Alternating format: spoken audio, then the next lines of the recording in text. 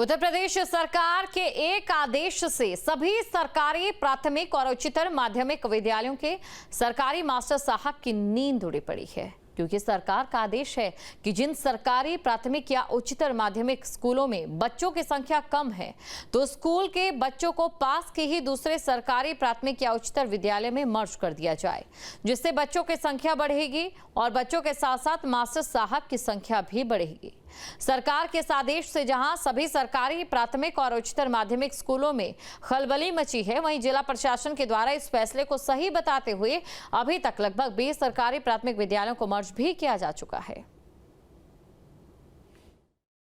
जहां कम छात्र संख्या है उन विद्यालयों को, और अगर उस गांव पंचायत में नज़दीक में ही 500 मीटर 400 मीटर पे कुछ दूरी पर दूसरे विद्यालय हैं, उनमें विद्यालयों को मर्ज करने की जो पद्धति है अपनाई गई है।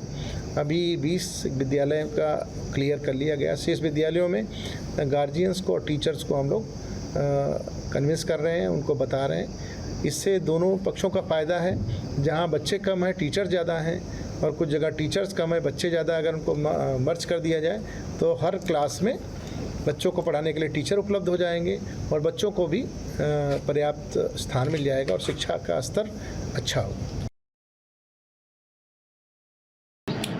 ये जो पेयरिंग का निर्णय लिया गया है शासन स्तर से, इसमें यह है कि जहाँ विद्यालय में बच्चे कम हैं, विशेषकर जैसे किसी विद्यालय में 5 ही बच्चे हैं, आपने देखा होगा कि उसमें 30 बच्चे हैं और शिक्षक कम हैं, तो बच्चों का वहाँ सर्वांगीण विकास नहीं हो पा रहा है। वहाँ विद्यालय भी 2 कमरों का है। इस संदर्भ में शासन ने जो निर्णय लिया है कि उस स्कूलों को जहाँ पे बच्चे कम हैं, 2 कमरे हैं, बगल के स्कूल में शिफ्ट कर दिया जाए, बच्चों को पेयर कर दिया जाए, स्कूल को जुगमन कर दिया जाए, जिससे बच्चों को खेलने के लिए पर्याप्त जगह मिले, डिजिटल लाइब्रेरी का लाभ उठा सकें, स्मार्ट क्लासेस का लाभ उठा सकें, वहाँ पर्याप्त शिक्षक हैं तो हर विषय की पढ़ाई हो सके।